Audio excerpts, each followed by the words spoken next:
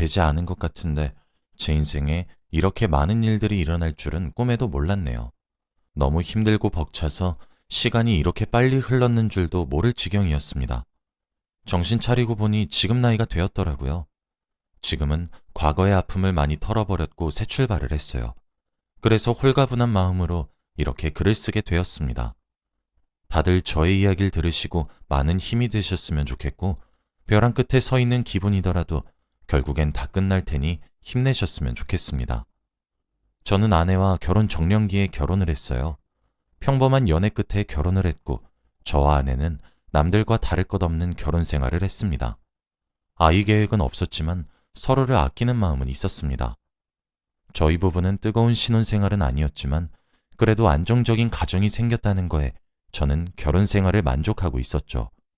그런데 결혼을 하고 한동안 너무 평화롭고 아무런 일이 일어나지 않았는데 갑자기 저에게 충격적인 소식을 듣게 되었습니다. 저와 아내는 주기적으로 병원에 가서 건강검진을 받는데 그날은 건강검진 결과가 나오는 날이었어요. 그런데 제가 암에 걸렸다고 합니다. 저는 아무 말도 나오지 않았어요. 제가 암에 걸릴 거라고는 꿈에도 몰랐습니다. 의사 선생님께서는 초기라 항암 치료만 열심히 받으면 된다고 했고 당분간은 집에서 쉬라고 했어요. 저는 그날 이후로 모든 일을 다 그만두고 집에만 있었습니다. 그리고 아내의 보살핌을 받았어요. 제 주위에 약사인 고등학교 동창 민수가 있는데 민수가 저희 집에 와서 아내와 같이 저를 많이 도와주었죠. 민수가 제 몸을 진단해주고 약도 처방해주면서 아내와 같이 저를 돌봐주었기에 너무 고마웠습니다. 민수와 아내는 제 상태가 많이 좋아졌다며 병원에도 안 가도 된다고 말을 해주더라고요. 아프긴 했지만 민수의 말로는 그것도 몸이 나아지는 과정이라며 저를 안심시켜 주었죠. 저녁마다 아내가 주는 약을 먹고 잠에 들었고 다음날 눈을 뜨면 이미 해가 중천에 떠 있었습니다. 몸이 점점 나아가면서 잠도 푹 자는 거라고 생각이 들었죠. 저는 민수와 아내를 믿었고 그들이 하라는 대로 다 했습니다. 그런데 어느 날이었어요. 눈을 뜨고 일어나니 아버지가 저희 집에 와 계시더라고요. 아버지는 사업을 하셔서 자주 뵙지 못했는데 오랜만에 첫째 아들 얼굴을 보고 싶어 오셨다고 했어요.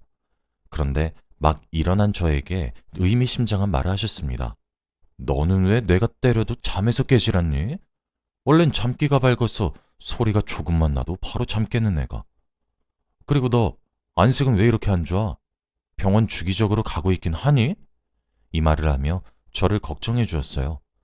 저는 몸이 나아져서 잠을 깊게 자는 줄 알았고 안색이 안 좋은 줄도 몰랐습니다. 그래서 저는 아버지께 아내와 약사인 민수가 저를 도와주고 있으니 걱정 말라고 했죠. 그런데 아버지는 저에게 아무한테도 말하지 말고 혼자서 몰래 병원에 가보라고 했습니다. 그냥 검진만 받아보라고 말이죠. 아버지는 그저 걱정이 되어 그런다고 말씀하셨습니다. 아버지의 눈빛을 보니 아버지의 말을 따라야 할 것 같다는 생각이 들었고 며칠 뒤 건강검진을 했던 그 병원으로 다시 가서 검진을 받았어요. 그런데 의사 선생님께서 저에게 하시는 말씀은 정말 충격적이었습니다. 왜 이제서야 오셨어요? 그리고 왜 이렇게 수면제 많이 드셨어요? 치료받으러 나오시라고 해도 그렇게 연락이 없으시고 아내분한테 말씀 못 들으셨어요? 제가 그렇게 연락을 했는데? 저는 의사 선생님의 말을 듣고 뒤통수를 한 대 맞은 기분이었습니다. 의사 선생님께서는 암이 더 악화되었다고 했고 당장 제대로 된 항암 치료를 받아야 한다고 했어요. 그리고 아내가 저에게 저녁마다 준 약은 바로 수면제였습니다. 저는 아내와 민수에게 미친 듯한 배신감이 들었어요. 제가 믿었던 두 사람한테 이런 일을 당하니 말도 나오지 않을 정도로 화가 나더라고요. 그리고 저는 그날 집으로 가서 아무 일 없다는 듯이 행동을 했습니다. 지금 이 상황에서 그들에게 화를 내도 달라질 건 없다고 생각했거든요. 아내는 그날 저녁도 여느 때와 다름없이 약들을 들고 방으로 들어왔어요. 그리고 제가 약을 다 삼키는 걸 지켜보고 난 후 방에서 나가더라고요. 저는 아내 몰래 약을 먹지 않았고 아내가 나간 후 약을 뱉었습니다.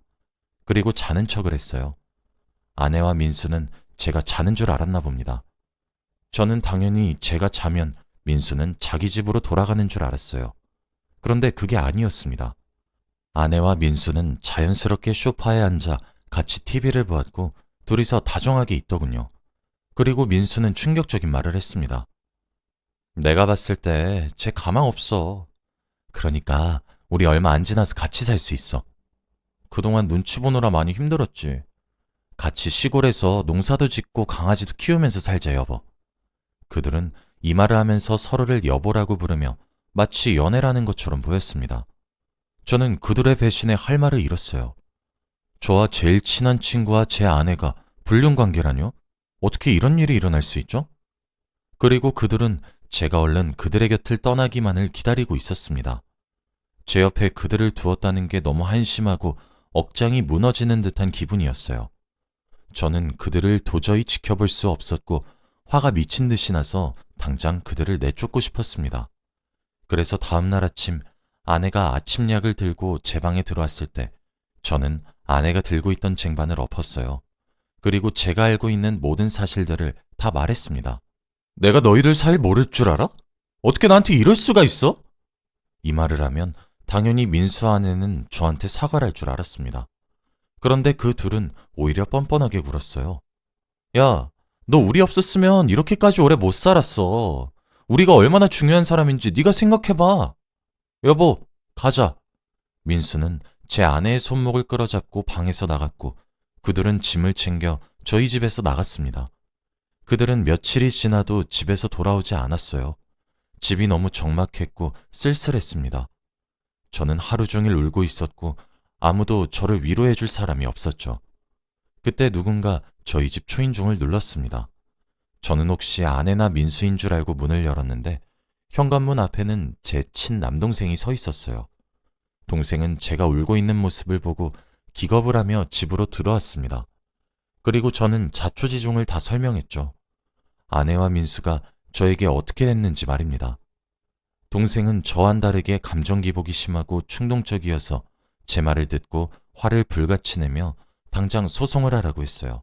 당장 변호사를 선임해서 그들을 콩밥을 먹이자며 말이죠. 저보다 더 화를 내는 동생을 보고 많이 위로가 되었습니다. 하지만 저는 그들을 소송할 생각이 없었어요. 소송 과정에서 그들의 얼굴을 다시 마주치기도 싫었고 질질 끌면서 시간 낭비하는 기분일 것 같았거든요. 그래서 저는 소송을 하지 않겠다고 하니 동생은 제가 답답하다고 하더라고요. 동생은 당장 자기가 아내와 민수를 찾아가서 혼쭐을 내주겠다고 했지만 제가 말렸습니다. 제발 가만히 있으라고 말이죠. 그리고 저는 그들에게 할 복수는 잠시 뒤로 한 채 건강관리에 힘을 썼습니다. 공기 좋고 사람 없는 시골로 내려가서 지내기로 했어요. 동생은 제가 혼자 있으면 위험할 것 같다며 시골집에 같이 내려가 살았어요. 혼자 있는 것보다 확실히 동생과 같이 있으니 금방 괜찮아지는 것 같더라고요. 동생이 워낙 활발한 성격이라 집안 분위기도 많이 띄워주었습니다. 그리고 병원도 착실히 다니며 항암 치료를 열심히 했죠. 저는 몇 달간의 치료 끝에 기적적으로 완치 판정을 받았어요. 그동안 너무 힘들었고 고생했는데 드디어 이 고통을 끝낸다고 생각하니 너무 감격스러워서 눈물이 다 나더라고요. 제가 우는 걸 보고 동생도 옆에서 같이 우는데 너무 감동이었습니다. 동생이 그동안 제 옆에서 저를 도와준 게 말로 표현할 수 없을 만큼 고마웠습니다. 그리고 저는 다시 집으로 돌아와 동생과 행복하게 살았죠. 같이 텃밭도 가꾸고 여행도 다니면서 행복한 시간을 보냈습니다. 마을 아주버님들도 저희 형제가 이렇게 사이가 좋으니 보기 좋다고 하시더라고요. 그렇게 행복한 시간들의 연속이었어요. 몇 년이 흘렀던 것 같아요. 전 와이프가 민수와 어떻게 지내는지 전혀 소식이 없었고 그들이 어떻게 사는지 전혀 궁금하지도 않았습니다. 지금 동생과 함께 살고 있는 이 삶이 저는 너무 행복했거든요. 그런데 이렇게 행복한 것도 오래가지 못했어요. 어느 날이었습니다. 저희 집에 누군가 찾아왔어요. 바로 전 와이프입니다. 이혼을 하고 몇 년 만에 본 전 와이프는 많이 늙었더라고요. 그리고 전 와이프의 옆에는 한 여자아이가 있었습니다. 굉장히 귀엽고 예쁜 여자아이였어요. 저는 이게 대체 무슨 상황인지 납득이 되지 않았고 저희는 긴 이야기를 나누기 시작했죠. 그동안 어떻게 지내왔는지부터 왜 저를 찾아왔는지까지 말입니다. 그런데 전 와이프가 하는 말은 충격적이었어요. 바로 전 와이프 옆에 있던 그 아이의 정체가 제 친딸이라고 합니다. 저는 말문이 턱 막혔어요. 둘은 저희 집에서 도망친 후 외딴 곳으로 가 혼인신고라고 정식 부부가 되었대요. 그런데 얼마 지나지 않아 전 와이프가 임신을 했고 당연히 민수의 아이인 줄 알았다고 하더군요. 하지만 낳은 아이가 알고 보니 민수의 자식이 아니라 바로 저의 자식이라고 합니다. 민수와 속전속결로 혼인신고라고 같이 살게 되어서 몰랐는데 제 자식이 확실하대요. 그 여자 아이를 보니 민수와 전혀 닮지 않았습니다. 민수는 자신의 딸이 아니어도 괜찮다며 감수하고 키우겠다고 했지만 전 와이프는 그래도 아이는 친아빠 밑에서 크는 게 맞는 것 같아 이렇게 찾아왔다고 했어요. 전 와이프가 바라는 건 저와 다시 합치는 거였지만 제가 도저히 안 된다면 불쌍한 딸만이라도 키워달라고 하더라고요. 저는 갑자기 일어난 상황에 말문이 막혔습니다. 그리고 마당에서 남동생과 제 딸이라는 아이가 재밌게 놀고 있는 모습을 보는데 선뜻 내쫓을 수도 없었어요. 전 와이프의 얼굴을 보니 과거의 일을 많이 반성하는 듯한 모습이었습니다. 민수와 전 와이프는 결국 이혼을 했다고 했고 앞으로는 저를 배신할 일이 절대 없다고 했죠. 저는 며칠 동안 고민에 빠졌어요. 그런데 제가 이렇게 고민을 하고 있으니 동생이 도움을 주었습니다. 전 와이프와 딸을 집에 들이자고 하더라고요. 그리고 넷이서 함께 살자고 했습니다. 동생은 그게 저를 위해서도 더 좋을 것 같다고 했고 전 와이프도 많이 반성을 한 것 같으니 분명 변했을 거라고 하더라고요. 옛날에 제가 전 와이프한테 배신을 당했을 때 누구보다 화를 많이 내주던 동생이었는데 동생이 이렇게까지 말할 정도면 저만 그렇게 느낀 게 아닐 거라고 생각했죠. 그래서 저는 전 아내와 딸을 집으로 오라고 했습니다. 그리고 같이 살게 되었어요. 다시 혼인신고도 하면서 정식 부부가 되었죠. 이혼한 아내와 다시 재혼을 하게 된 것이었습니다. 동생은 조카가 생겨서 너무 좋다고 했고 저도 딸이 생긴 게 익숙하지 않긴 했지만 그래도 왠지 모르게 저와 닮은 것 같아 금방 잘 지낼 수 있게 되더라고요. 그리고 아내도 예전과 달라졌습니다. 저에 대한 미안함이 많이 남아있는지 저에게 너무 잘해주었고 가정적이었어요. 저는 이제 다시 일을 시작했습니다. 아버지의 사업을 물려받기 위해 경영일을 다시 시작했어요. 암 치료 때문에 잠시 일을 미뤄두었더니 일이 잔뜩 쌓여 있더라고요. 그래서 일이 너무 바빠졌고 집에도 잘 들어가지 못했습니다. 제가 서울로 직장을 다니니 가족들도 다 서울로 이사를 했어요. 남동생과 워낙 각별하다 보니 서울에 와서도 같이 지냈습니다. 제가 일 때문에 집에 자주 가지 못하면 남동생이 아빠 역할을 대신해 주기도 했죠. 저는 이제서야 가족 같은 분위기가 만들어져서 너무 좋았고 멋진 가장이 되기로 결심했습니다. 그런데 왜 불행은 제일 행복할 때 찾아오는 걸까요? 그날도 여느 때와 다름없이 회사에서 일을 하고 있었습니다. 원래 업무 시간에는 아내가 전화를 안 하고 문자를 하는데 그날따라 전화가 오더라고요. 처음엔 받지 않았습니다. 그렇게 3번, 4번 계속 울리더라고요. 왠지 불길한 예감이 들었고 저는 조용히 전화를 받았습니다. 그런데 아내의 목소리가 굉장히 이상했어요. 오열을 하는 듯한 목소리였고 저에게 충격적인 말을 했습니다. 우리 딸이 없어졌어, 여보. 저는 그 순간 말문이 막혔어요.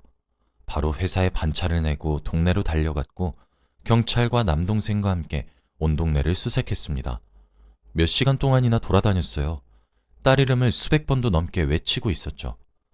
해가 다 지고 나서 저는 딸을 찾았습니다. 그런데 딸은 정말 충격적인 사람과 함께 있었어요. 바로 약사인 제 고등학교 동창 민수 말입니다.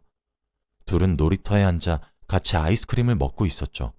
딸은 해맑게 웃으며 있었고 민수는 그런 제 딸을 사랑스러운 눈빛으로 쳐다보고 있더라고요. 몇 년 만에 본 민수였지만 이 상황에서 보니 화가 미친 듯이 났습니다. 저는 그들을 발견하자마자 민수에게 다가가 주먹을 날렸어요. 남동생은 딸이 그 모습을 보지 못하게 딸의 눈을 가려주었고요. 민수는 왜 때리냐며 화를 냈지만 저는 화가 미친 듯이 나서 말도 나오지 않았어요. 그때 경찰과 아내가 그 장소로 왔고 딸의 상태를 살피고 있었죠. 다행히도 딸은 무사했고 저희는 민수와 이야기를 나누었습니다. 그런데 민수는 오히려 뻔뻔했어요. 다들 왜 이렇게 호들갑이야? 아빠가 딸이랑 같이 앉아서 아이스크림 좀 먹겠다는데 이렇게 난리칠 상황이냐고. 저는 말도 안 되는 소리를 짓거리는 민수가 너무 안심했습니다. 그런데 민수는 더 당당했어요. 여보, 당신이 말해봐. 내 딸 맞잖아. 안 그래? 나 더 이상은 이렇게 못 살아. 당장 딸이랑 당신 집으로 돌아와. 저는 대체 민수가 무슨 말을 하는지 이해가 되지 않았습니다. 아내는 민수와 끝난 사이라고 했어요. 그리고 무엇보다도 민수는 아내 보고 여보라고 했고 저는 아내의 표정을 살폈습니다. 당연히 민수한테 한마디 할 줄 알았던 아내는 조용했고 아내의 동공은 미친 듯이 흔들렸어요. 마치 민수의 말이 다 사실이라는 듯이 말이죠. 아내가 한마디의 변명이라도 해줬으면 좋겠다고 생각을 했는데 아내는 아무 말도 하지 못했습니다. 분명 제 핏줄인 아이라고 했는데 민수는 자신의 친딸이라고 우겨댔어요. 아내가 저에게 했던 말들은 다 거짓말이었던 거죠. 민수가 저에게 해준 말은 굉장히 충격적이었습니다. 민수는 제 아내와 도망친 후 약사 생활을 그만두고 돈이 없어서 딸을 키울 처지가 되지 않아 아내와 둘이 짜고 딸과 아내를 저희 집으로 보낸 거래요. 분명 딸이 제 친딸이라고 한다면 제가 바로 걷어줄 거라며 말이죠. 저같이 멍청한 사람은 바로 믿을 거라며 말입니다. 민수는 저한테 이 말을 하고 비웃음을 치는데 정말 화가 났습니다. 넌 애가 이래서 안 돼. 너를 배신한 사람이 어떻게 바뀌었을 거라고 믿니? 넌 바보같이 친자 확인도 안 했잖아. 이러니까 계속 우리가 널 이용하는 거야, 임마. 아내는 아무 말도 없었고 저는 눈에서 피눈물이 나는 듯한 기분이 들었습니다. 정말로 돈 때문에 저를 찾아온 것이었고 저 딸도 제 친딸이 아니었어요. 말이 나오지 않았습니다. 경찰들도 이런 상황은 처음 본다고 했고 너무 수치스러웠습니다. 민수와 아내는 딸에게 다가가 집으로 돌아가자고 했고 아내는 제 눈도 못 마주치고 민수를 따라가더라고요. 정말 배신감이 들었고 눈물이 앞을 가렸습니다. 다음날 저는 바로 소송을 했고 이혼을 진행했어요. 그리고 친자 검사를 했더니 정말로 불일치가 나왔습니다. 아내한테 미친 듯이 화가 났고 그 여자한테 이용당한 제 자신도 너무 싫었어요. 그리고 이혼 소송 과정에서 민수를 몇 번 마주쳤는데 자신이 승자인 것처럼 행동을 하더라고요. 그래서 저는 민수한테 다가가 귓속말로 한마디 했어요. 항상 민수한테 말해주고 싶었던 말이 있었는데 이번이 마지막으로 만날 기회일 것 같아 말해주었습니다. 민수야, 저 애가 확실히 네 애가 맞단 보장도 없지 않냐? 혹시 모르니까 너도 친자검사 해봐. 민수는 제 말을 듣고 헛웃음을 치며 당연히 자기 아이라고 말이 되는 소리를 하라고 했습니다. 저는 그 말을 어떻게 믿냐고 친자검사 해봤냐고 물었죠. 그 아이는 제 민수와 전혀 닮지 않았거든요. 제 말을 듣고 민수는 동공이 흔들렸고 저는 그 자리를 유유히 떠났습니다. 그리고 다시 제 삶을 살아가기 시작했죠. 저는 그동안 많은 경험으로 많이 단단해졌고 일상생활에 복귀도 쉬웠어요. 솔직히 마음 한켠으로는 아프긴 했지만 그래도 경영이라는 큰 직책을 맡은 만큼 공과 사는 구분해야 했습니다. 다시 저희 집엔 남동생과 저밖에 없었고 남동생이 저를 많이 도와주었어요. 그런데 어느 날이었습니다. 아내와 이혼을 하고 얼마 지나지 않아 누군가 저희 집에 찾아왔더라고요. 바로 민수였죠. 한 손에는 종이 한 장을 쥐고 있었고 술을 많이 먹었는지 술 냄새가 많이 났습니다. 그런데 민수는 그 종이를 저에게 보여주며 아무 말도 하지 않았어요. 그 종이는 바로 친자검사 결과지였습니다. 전 와이프의 딸과 민수가 친자검사를 했는데 결과가 엄청나게 충격적이었습니다. 바로 불일치였거든요. 아이의 친아빠는 민수가 아니었어요. 정말 놀랐어요. 민수가 그렇게 자신만만해했는데 자신의 딸도 아니었습니다. 대체 전 와이프는 누구의 아이를 임신한 걸까요? 민수는 제 앞에서 오열을 했고 자신의 신세를 한탄했어요. 그리고 대체 누구의 자식인지 하나도 모르겠다고 합니다. 저는 그런 양아치 같은 여자가 한 사람도 아니고 두 사람한테 거짓말을 했다는 게 화가 났어요. 그래서 저는 당장 경찰서에 신고를 했습니다. 그렇게 상습적으로 거짓말하는 사람은 제대로 된 처벌을 받아야 한다고 생각했거든요.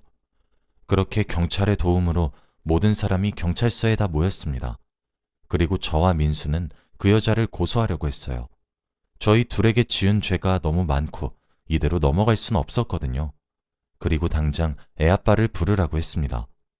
저희와 경찰이 이렇게 호통을 쳐도 전 와이프는 고개만 떨군 채 아무 말도 하지 못하고 눈물만 뚝뚝 흘렸습니다. 도대체 애아빠란 사람이 어떤 사람이길래 이렇게 무책임한 건가 싶었죠. 그런데 그때 뜬금없는 사람이 갑자기 무릎을 꿇었어요. 바로 제 뒤에 서 있던 저의 친남동생입니다. 시끌벅적했던 경찰서에 갑자기 정적이 흘렀어요. 남동생은 갑자기 무릎을 꿇었고 눈물을 흘리더라고요. 저는 이 상황이 도저히 납득이 되지 않았고 동생에게 뭐 하냐고 물었습니다. 당장 일어나라고 했죠. 그런데 동생이 입에서 나온 말은 엄청나게 충격적이었습니다.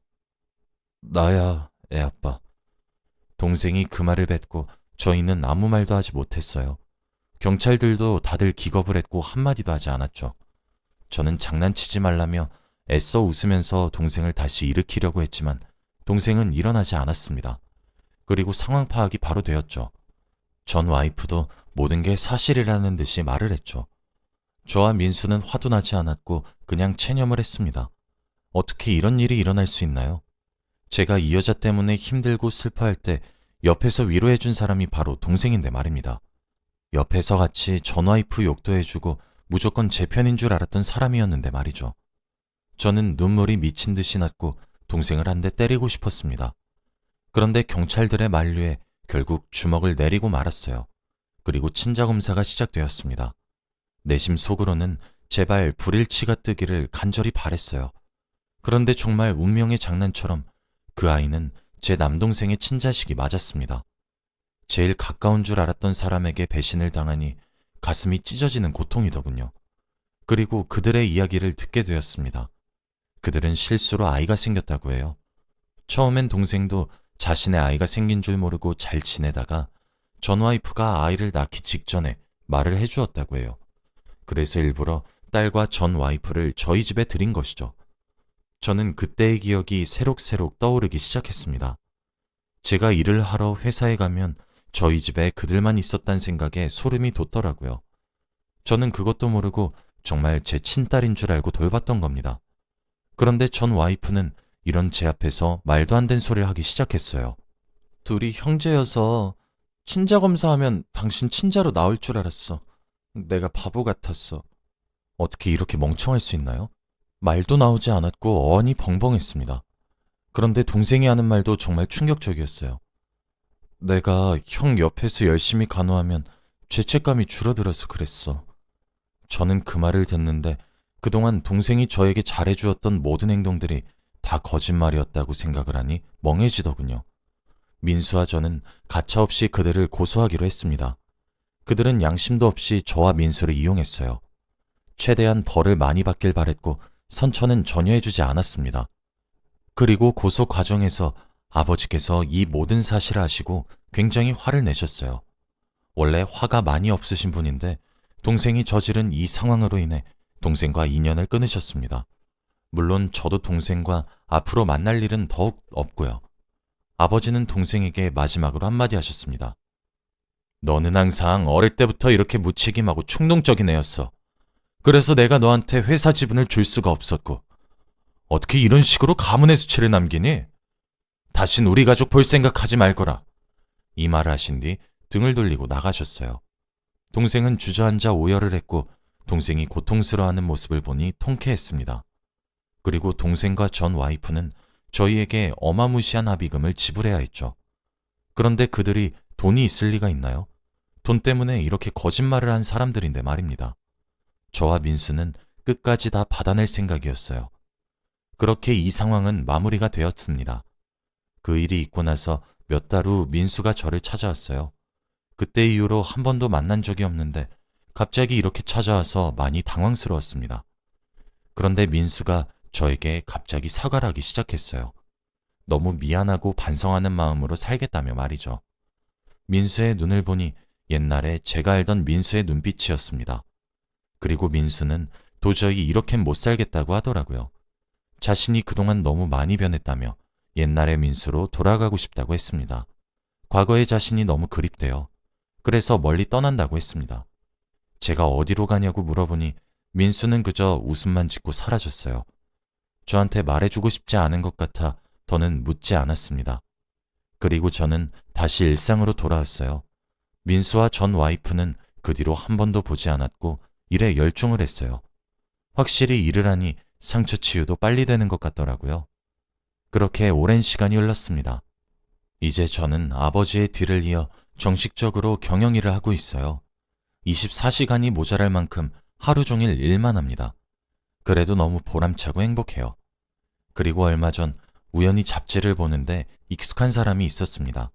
바로 민수였어요. 그런데 민수는 정말 놀라운 모습으로 있었습니다. 바로 스님이 되었더라고요. 스님이 되어 속세에서 벗어나 진정한 자신을 찾는 거였습니다. 사람들에게 좋은 영향을 끼치고 있는 것 같더라고요. 정말 다행이었습니다. 그리고 전 와이프와 동생은 아직도 이자를 갚고 있어요. 원금도 제대로 갚지 못했습니다. 저는 그들이 평생 고통스러웠으면 좋겠어요. 여러분은 이런 일 겪지 않으시길 바래요. 저의 이야기는 여기까지입니다. 들어주셔서 감사해요.